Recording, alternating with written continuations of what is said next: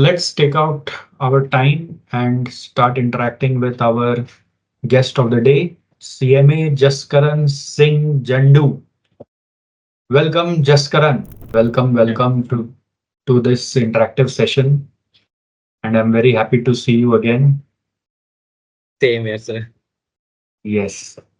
So, Jaskaran, पहले आप थोड़ा सा अपना इंट्रोडक्शन हमारे ऑडियंस को दीजिए कि आप कौन हैं, कैसे हैं, हम दोनों एक दूसरे को कैसे जानते हैं, जो भी आपको a little bit small introduction.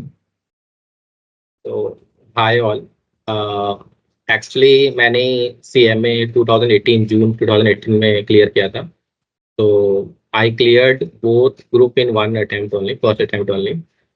And sir से मैं मतलब फाइनल का क्लासेस लिया हूँ, मतलब SFM का, कॉस्ट का और भी सब्जेक्ट्स का मैंने क्लास लिया था। And after clearing CMA, I have joined multiple companies. So I started my career from Care Ratings, and after that, I joined Accenture in Bangalore. And now, currently, I'm working in Barclays as a impairment and stress testing analyst. तो यही है, मतलब कि फिलहाल तो sir ने बहुत I think 1 week पहले ही मतलब कनेक्ट किया। It was like after 6 year we have connected, I am seen after many days. तो बहुत बढ़िया लग रहा है वैसे तो। And I live in Kolkata. And like I follow, मतलब उनके अपडेट आते रहते हैं यूट्यूब में या कहीं पे भी। सर का हमेशा मैं अपडेट्स फॉलो करता रहता हूँ। yeah. Great Jaskaran, thank you so much. आपने टाइम एक बार में स्टूडेंट्स के लिए देने के लिए हाँ कर दिया, तो it was a great pleasure. So as you have understood the purpose of this session, so the basic idea of the session is to make our students believe that they are doing something very very great, and they can do more better. Even maybe say you are qualified since 6 years, so if say maybe if they can learn from your mistakes, they may do a little better than you. That's what our objective. So, to start with, I would like to know why you joined CMA when other courses were available. What was your reason of joining CMA? Who told you about CMA? What was that instance that you thought that no, I will do CMA only? तो as you told like before this presentation also, कि हम लोग बहुत confuse रहते हैं ना all time कि after 12th क्या करना चाहिए। तो आई वॉज ऑल्सो कंफ्यूज। तो मैंने CMA ज्वाइन किया आफ्टर ग्रेजुएशन। तो दैट वाज फर्स्ट मिस्टेक कि मैंने पहले क्यों नहीं ज्वाइन किया, 12th से मैंने प्रिपरेशन स्टार्ट क्यों नहीं की। तो जब मैं ग्रेजुएशन कर रहा था, जहाँ में मैंने क्लासेस लिए थे कोचिंग के, तो that sir was CMA itself. तो हिमसेल्फ, तो वो मेरे मोटिवेशन थे कि हाँ मेरे को भी CMA करना है। उनको देख के लगता है कि हाँ मेरे को भी करना है, चलो ये कोर्स मैं कर सकता हूँ और ये अचीवेबल भी है। तो एक मिस्टेक हो गया कि मतलब मेरे को उस टाइम समझ में आया कि ये मेरे को कोई प्रोफेशनल कोर्स करना चाहिए राइट आफ्टर 12। बट कोई बात नहीं, आफ्टर ग्रेजुएशन स्टार्ट किया। तो सर मेरे मोटिवेशन रहे थे to join as as CMA। Very interesting. Jaskaran, थोड़ा सा अगर आप अपना कैमरा को सीधा कर लेना, हाँ, थोड़ा सा ना लाइट का रिफ्लेक्शन से आपका पगड़ी दिख नहीं रहा है. Okay, is it fine? हाँ, fine. Yes, okay. this is fine. Perfect. So, your tuition teacher was the basic inspiration. मतलब इंस्पिरेशन थे कि वो उन्होंने आपको बोला था, मतलब आपको कैसे लगा कि CME सही है? देखिए, CMA इन द सेंस उस टाइम भी और आज भी बहुत सारे स्टूडेंट्स के माइंड में रहता है कि CA से बढ़िया CMA कर लो, ताकि थोड़ा इजी रहता है कंपेयर टू CA, हो जाएगा। और दूसरा चीज़ कि हाँ, ट्रेनिंग जो करना पड़ता है वहाँ पे, हम लोग का प्रैक्टिकल ट्रेनिंग 6 मंथ में ही क्लियर हो जाएगा, तो जल्दी से जल्दी क्लियर भी हो सकता है। तो ये सब भी मेरे माइंड में उस टाइम था कि चलो ये जल्दी क्लियर भी हो सकता है, अचीवेबल भी है। और मेरे को थोड़ा कॉस्टिंग सब्जेक्ट में भी इंटरेस्ट है, कॉस्टिंग टाइप सब्जेक्ट्स में। तो मैंने सोचा चलो ये थोड़ा सा करने में मजा आएगा। और साथ में सर ने भी मोटिवेट किया कि हाँ कि कर सकते हो, जैसे मैंने भी किया है, तुम लोग भी कर सकते हो। तो वो भी एक मोटिवेशन रहा, प्लस ईज़ी है कि मतलब कि टाइमली क्लियर हो सकता है, पर्क्स है कंपेयर टू अदर कोर्सेज़, तो इसीलिए परस्यू किया। या ग्रेट। सो फिर अब आप सीएमए में आ गए ये सोच के, ठीक है। तो ये एक जनरल टेंडेंसी है इंसान के साथ, हर इंसान के साथ होता है। वो एक बार जब कोई चीज में घुस जाता है ना, तो थोड़े दिन बाद जब देखता है कि इसमें तो बहुत मेहनत है, बहुत गजब का ही कुछ हो रहा है अंदर में, तो उसको बड़ा लगता है कि यार गलत डिसीजन ले लिया शायद, कुछ और करना था लाइफ में, सीएमए में फंस गया मैं तो आके। तो आपको while studying CMA course as a student क्या कठिनाइयां होती थी, या क्या आपको लगता था कि मैं फंस गया, या कैसे आपने फिर उससे अपने आप को निकाला? या सो बेसिकली ये है कि बहुत सारे रिलेटिव हो गए या पेरेंट्स हो गए या फ्रेंड्स हो गए, तो वो लोग पूछते थे क्या भाई, क्या कौन सा कोर्स कर रहा है, क्या कर रहा है, तो मैं बोले सीएमए कर रहा हूँ। तो अभी भी आज भी मेरे को लगता होगा बहुत सारे स्टूडेंट्स को कोई भी उनके फ्रेंड या रिलेटिव पूछते होंगे कि क्या होता है सीएमए, सीएमए क्या होता है। तो हम लोग बताते हैं कि जैसे सीए होता है वैसे सीएमए होता है। तो यही एक जनरल आंसर होता है। तो वो लोग का भी जो रिएक्शन होता है ना, हम लोग एक्सपेक्ट करते हैं कि ओके, वो लोग बोले ओ अच्छा बहुत बढ़िया कोर्स है, वो लोग वैसा रिएक्शन नहीं देते, they will give you okay ठीक है, like that kind of reaction they will give. वो थोड़ा सा खराब लगता है कि यार क्यों नहीं पता है सबको। बट मेरे को हाँ ये एक डीमोटिवेशन रहता था। बट वही एक डीमोटिवेशन रहता था कि मतलब कि एक तो लोगों को पता नहीं है सीएमए क्या होता था, हम लोग के टाइम में तो पता नहीं था, आज के टाइम में अगर पता भी है तो बहुत अच्छी बात है। तो वो एक डीमोटिवेशन रहता था। और दूसरा कि जिनको पता होता था वो लोग बोलते थे कि बहुत हार्ड है, क्लियर ही नहीं होगा। 1 से 5 टू मतलब 5 टू 10%, 2%, 3%, 6%, कोई भी एक मतलब मिनिमल परसेंट निकाल के बोलते थे हाँ इतने परसेंट ही क्लियर होते हैं, नहीं क्लियर होगा तुमसे। तो ये एक डीमोटिवेशन हमेशा रहता था कि क्लियर नहीं होगा तुमसे।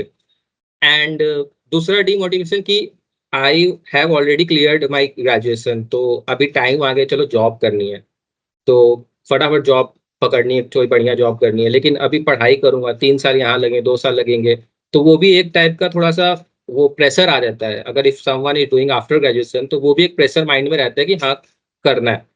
But for me in these cases यही सब जो प्रॉब्लम्स होती है वही आपका मोटिवेशन बनता है। इफ समवन सेज यू कि नहीं होगा तुमसे, तो वही मोटिवेशन है कि हाँ मैं करके दिखाऊंगा, नहीं होता कैसे नहीं होगा, मैं करके दिखाऊंगा।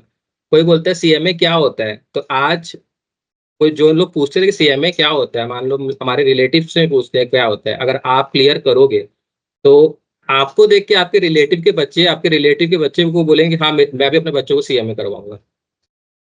और हुआ है ऐसा, काफी वेरी। मेरे रिलेटिव्स में काफी लोगों ने सीएमए ज्वाइन किया 2-3 सालों में यस। मेरे को देख के।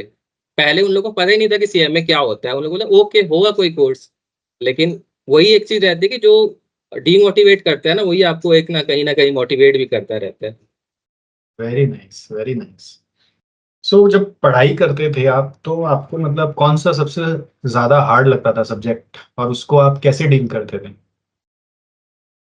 सब्जेक्ट वाइज मेरे को सबसे हार्ड हमेशा लॉ, टैक्स, जहाँ ज्यादा थ्योरेटिकल चीजें हैं वो थोड़ा सा मेरे को हार्ड लगता था, क्योंकि प्रैक्टिकल वाली जो चीजें थी तो वो सेंस करती थी समझने में कि हाँ ये प्रैक्टिकल ये क्यों हो रहा है, तो वो जल्दी घुसता था दिमाग में। लेकिन जो थ्योरेटिकल आपको लर्न करना है, पढ़ना है, वो थोड़ा सा मेरे को उस टाइम हार्ड लगता था।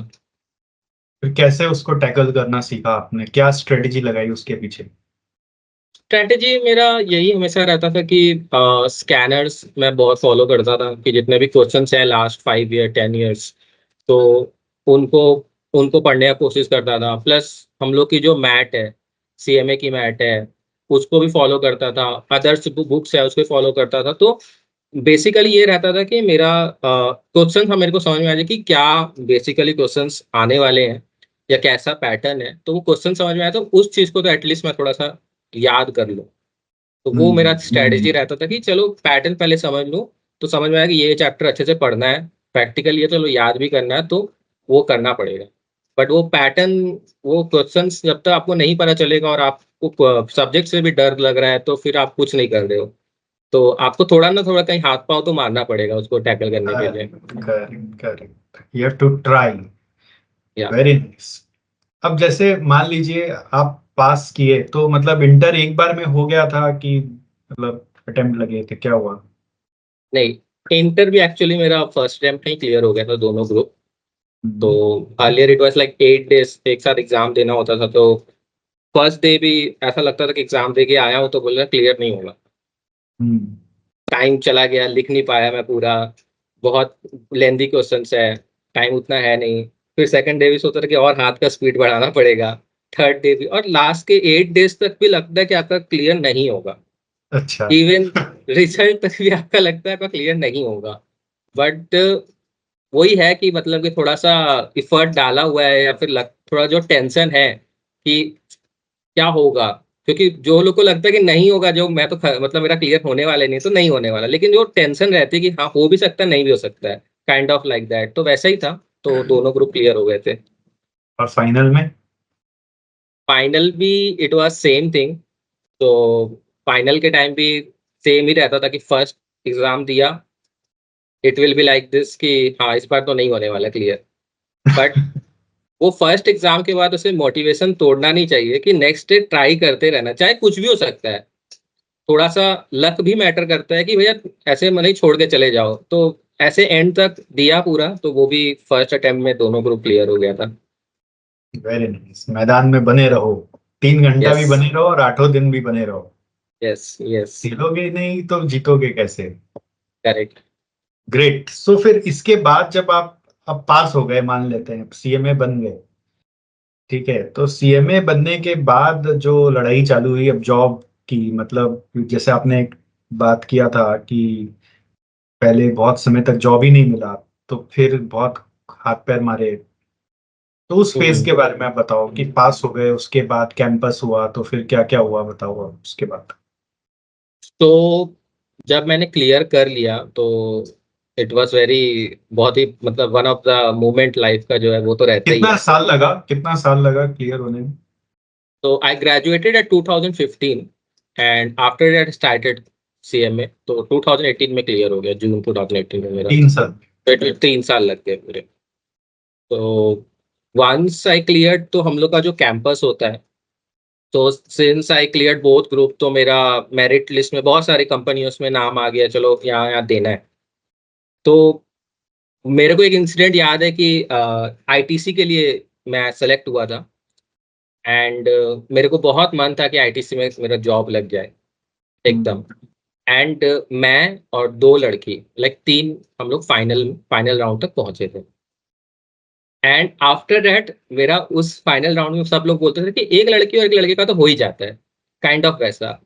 But I didn't perform well in that interview. जो क्वेश्चंस उन्होंने पूछे, मोस्ट ऑफ लाइक मेरे पास्ट एग्जाम्स के बारे में, तो जैसे मैं बताना चाहता हूँ कि मैंने अपना 10 एंड 12 ओपन बोर्ड से क्लियर किया है। तो ये भी एक चीज है कि आप देखो कि ओपन बोर्ड के स्टूडेंट तो कहीं, मतलब कि अगर उनका ग्रेजुएशन भी हो जाता है बहुत बड़ी बात है। तो सीएमए बनना तो मेरे लिए तो बहुत बड़ा अचीवमेंट है। तो जब मैंने अपने सीवी में लिखा कि मेरा ओपन बोर्ड है, तो दैट वहाँ का जो नितिन करके वहाँ पे उस टाइम शायद वो सीएफओ है आईटीसी के उस टाइम, तो उन्होंने पूछा कि क्यों तुमने ओपन बोर्ड लिया। मैंने बोला फैमिली इशूज है, तो उनको लगा कि लड़का कंसिस्टेंट नहीं है, तो उन्होंने उस टाइम रिजेक्ट कर दिया। तो वो बहुत बड़ा डीमोटिवेशन मेरे लिए रहा कि मैंने ओपन बोर्ड किया, इतना कुछ करने के बाद भी ओपन बोर्ड से मैं अटक गया वैसा। लेकिन वो हुआ, तो उसके बाद मेरे को कैंपस में मेरे को 2-3 इंटरव्यू फाइनल राउंड तक पहुंचा, लेकिन वो कैंपस में कहीं ना कहीं पे मेरा फंस जा रहा था, तो इंटरव्यू क्लियर नहीं हो रहा था। एंड कैंपस खत्म हो गया, तो बहुत सारे स्टूडेंट्स का नहीं हुआ और बहुत सारे का तो हो गया वहां से। उसके बाद it took me around I think 5 months might be to find a job. तो मेरे को जो पहली जॉब मिली, तो it was like very low salary job. तो क्या पीयर था रेटिंग, उसमें salary? It was 25K in hand per month. So it was like for me like कि चलो कहीं नहीं मिल रहा है, अगर मैं छोड़ दूंगा करियर अपना, कि मतलब नहीं मिल रहा है, इस जॉब को भी नहीं पकड़ रहा हूँ, आगे और देखूंगा। तो मेरे को लगता है वो ना करके स्टूडेंट्स को, या मतलब हम लोग को ज्वाइन कर लेना चाहिए एटलीस्ट, कि अपना कॉर्पोरेट लाइफ में एंटर तो करो। किसी को बोल तो पाओ कि हाँ मैं जॉब कर रहा हूँ, यहाँ पे कर रहा हूँ, कि वो भी एक कॉर्पोरेट कंपनी है, भले ही आपको कम दे रही है अभी, लेकिन एंटर तो करो कम से कम। तो मैंने ये सोच के उसको ज्वाइन किया और स्टार्ट किया। I worked over there for 6 month, learn few things, and फिर मेरे को अच्छी अपॉर्चुनिटी मिली, एक्सेंचर में अपॉर्चुनिटी मिली, अभी बार्कलेस में। सो स्ट्रगल करना पड़ता है उसके बाद भी। और वही सबसे बड़ा फेज होता है कि काफी लोग आजकल के टाइम भी सीएमए क्लियर कर लेते हैं, करने के बाद भी जो सीएमए खुद होते हैं वो डीमोटिवेट करते हैं दूसरों को, दूसरे जिनका नहीं हो पाता कहीं पे, तो वो लोग बोलते हैं कि सीएमए करके भी कोई फायदा नहीं है। आई थिंक ये भी एक रहते हैं कि बहुत आपके कोई ना कोई होंगे सीनियर्स जो क्लियर किए हैं, वो कहीं पे है नहीं, तो वो बोलते हैं कि कोई करके फायदा कोई नहीं। फायदा नहीं है। तो ये चीज से बच के रहना है, क्योंकि आजकल के टाइम में सीए करो, सीएमए करो, एमबीए करो, सब सेम है। आज हम लोग भी ऑफिस जाते तो हमारे जो सामने वाले कलीग है सब वही है, कोई एमबीए है कोई सीए है, but all are treated equally under the roof. तो ऐसे डीमोटिवेट मोटिवेट मत हो, हमेशा ट्राई करते रहो, जो भी कोर्स में हो वो कहीं ना कहीं तो आपको लेके जाएगा। ऐसा है नहीं कि वो कहीं, वो कोर्स बनाई इसलिए कि भाई कहीं वाले कहीं लेके जाने वाला है। तो उस चीज से डीमोटिवेट नहीं होना है, करना पड़ता है स्ट्रगल उसके बाद भी। तो बट उससे डीमोटिवेट मत हो, आफ्टर क्लियरिंग ऑल्सो थोड़ा स्ट्रगल रहता है। हाँ, स्ट्रगल मतलब बेसिकली यहाँ पे मैं आप लोग को क्लियर कर दूं, वर्ड स्ट्रगल मतलब ये है कि आपको मेहनत करना है, हाथ पैर मारना है। स्ट्रगल मतलब ये नहीं है कि आपको फटे हुए कपड़े पहनकर भूखे सोना है, प्यासे रहना है, और चप्पल टूट जाएगी आपकी, आपकी चप्पल घिसी भी होगी, आप चल नहीं पा रहे हैं। ये स्ट्रगल नहीं है। आप इमेजिनेशन अपना क्लियर रखिएगा। स्ट्रगल मतलब दाल रोटी जैसा चल रहा है वही चलेगा, जस्ट आपको ट्राई करना है। और ये स्ट्रगल की जर्नी लाइफ लॉन्ग चलती है, जिनको ग्रो करना है। The one who wants to grow will always have to struggle. बोलो, और एक नया वर्ड आजकल चल रहा है जो जेन जी ज्यादा यूज करे, वो बोलता है hustle. If you hustle, if you struggle, you keep on growing. So today, after 15 years of my qualification, I'm also struggling. I'm also trying. That's why today this session has come up. अगर मैं try नहीं करता तो इस तरह का session organise ही नहीं होता। So we keep on doing this activity always in our life. Very nice. So my next question is कि जैसे अब आप सीएमए बन के आए, फॉर एग्जांपल, तो सीएमए का एक परसेप्शन मार्केट में बना हुआ है कि इसको कॉस्ट आता है, ठीक है। But now your journey of work were very different. Care में था, एक्सेंचर में था, अब बार्कलेज में है। तो how is the perception there about CMA according to you? मतलब उनको क्या लगता है कि एक सीएमए से क्या करवा सकते हैं? या तो आजकल के टाइम अगर आप देखो, सीएमए हो गए या सीए हो गया, मोस्टली पढ़ाई सेम ही रहती है सबके। वो लोग भी उतना ही कॉस्टिंग पढ़ रहे हैं जितना हम लोग पढ़ रहे हैं। तो वो लोग कम एमबीए पढ़ को रहे मैं, हैं, आप ज्यादा पढ़ रहे हैं। यस वही काइंड ऑफ लाइक कि नॉलेज, बेसिक नॉलेज तो उनको रहती है, हम लोग को भी रहती है। तो अगर आप कॉस्टिंग पर्सपेक्टिव में देखो, अगर आप एफएमसीजी मैन्युफैक्चरिंग में कहीं पे जा रहे हो और एज अ प्योर कॉस्टिंग लेके जा रहे हो, जो आज मेरे बहुत सारे फ्रेंड्स हैं वहाँ उसमें भी हैं, तो वो भी एक रहता है कि उसमें भी अच्छा एक्सपोजर सीखने को मिलेगा। लेकिन साथ में साथ खाली ऐसा नहीं कि सिर्फ कॉस्टिंग ही एक करियर है after CMA. So there are, जैसे जैसे हर एक आज के फिनांस डिपार्टमेंट में जितना भी फील्ड है उसमें सीएमएस रहते हैं काफी, और काफी अच्छा एक्सेल भी कर रहे हैं। फॉर इंस्टेंट मैं आपको बताना चाहता हूँ, जैसे एक्सेंचर में जब मैं था वहाँ पे, तो उन वहाँ के डायरेक्टर सीएमए थे। हम लोग के जो डिपार्टमेंट है, सीएफएम डिपार्टमेंट था, तो उसके डायरेक्टर खुद सीएमए थे। तो एक चीज रहता, and I think those were the first of those company जिन्होंने सीएमए को रिकॉग्नाइज किया है कि हाँ दे कैन डू। तो इसीलिए वो लोग इस वहां तक पहुंचे हैं। तो आई थिंक कॉस्टिंग भी एक करियर है, अगर कोई कॉस्टिंग पूरा प्योर जाना चाहता है तो बहुत ही अच्छा है। उसके साथ साथ अलग भी अलग करियर भी है, जितने भी फाइनेंस में अलग अलग करियर्स है, वेदर इट इज आप ऑडिटिंग हो गया आपका, फिर ये प्लानिंग हो गया, बजटिंग या फिर अलग अलग जो भी है आपका रिकॉर्ड्स अलग अलग जितने भी है, तो उन सब में ही हम लोग आराम से परफॉर्म कर सकते हैं। उसमें कोई अलग नहीं है। आजकल के टाइम में बहुत बड़ा सीखना नहीं कि भैया रेवेन्यू रिकॉग्निशन क्या हो गया या फिर कुछ भी है, सभी कुछ आता है हम लोग को। We need to after going, everyone needs to learn, even I am learning also today. तो वो तो है साथ में, तो कॉस्टिंग भी एक करियर है, साथ में अलग फिनांस के जितने भी करियर है वो भी सीएमएस के लिए है वहाँ पे। Yes, very nice. So basically जब आपका इंटरव्यू हुआ तो आपसे किस तरह के सवाल पूछे गए थे, कुछ इसके ऊपर कुछ बताएं अगर। क्वेश्चंस मेनली डिपेंड करता है कि जो वो जॉब रहता है प्रोफाइल, उस प्रोफाइल के ऊपर थोड़े से रहते हैं। तो जैसे मैंने आपको बताया, कॉस्टिंग रिलेटेड कुछ ना कुछ क्वेश्चंस आ सकते हैं। फिर उसके बाद स्टार्ट तो बेसिक से ही होता है, टेल मी अबाउट योरसेल्फ, जिसमें आप अपना पूरा का पूरा स्टार्ट करते हो, आपने कैसे स्टार्ट किया। और उसके बाद कुछ बेसिक आइडिया लेने के लिए कि स्टूडेंट्स का उनको कॉन्सेप्ट ठीक से आते हैं कि नहीं, तो वो लोग बेसिक कॉन्सेप्ट ही पूछते हैं, बहुत ही ज़्यादा टेक्निकल नहीं पूछते हैं, बेसिक बेसिक चीज़ें पूछते हैं। उसमें भी लेकिन मैंने देखा है कि even CS also they also get stuck, कि रेवेन्यू रिकॉग्निशन का कोई क्वेश्चन पूछा, पर्सन गेट स्टक। तो मैं वही रिकमेंड करूंगा कि आफ्टर क्लियरिंग आप मतलब बेसिक कॉन्सेप्ट जो है हर एक चीज़ों के, वो हमेशा याद रखो कि बेसिक कॉन्सेप्ट क्या है। तो वो लोग भी बेसिक कॉन्सेप्ट ही पूछते हैं, तो उस पर ज़्यादा फोकस रहना चाहिए। Very nice, very nice. मेरा तो पिटारा भर गया भाई क्वेश्चन का आंसर से, और टाइम भी रनिंग है, हम लोगों को मेडिटेशन भी करना है। और मैं चाहूंगा आप भी मेडिटेशन में भाग लीजिएगा और Sure. इसको करने का कोशिश करिएगा। But before we start, I want कि अगर कोई दो बच्चे का कोई क्वेरी अपने ले सकते हैं, किसी भी दो स्टूडेंट, अगर आप कुछ भी पूछना चाहते हैं जसकरण से, तो अपना हैंड रेज करेंगे आप। Yes, Nitesh. Nitesh, please turn on your camera and ask the question. Camera Uh, on करिए, क्वेश्चन पूछिए। Good evening, sir. Good evening, Satish sir. Good evening, Jaskaran sir. Thank you for the opportunity. Sir मेरा एक simple सा question था sir, जब आप preparation कर रहे थे अपना स्टडीज को लेकर के, तो आपका डेली रूटीन मेरे को बस एक जानना था कैसा होता है।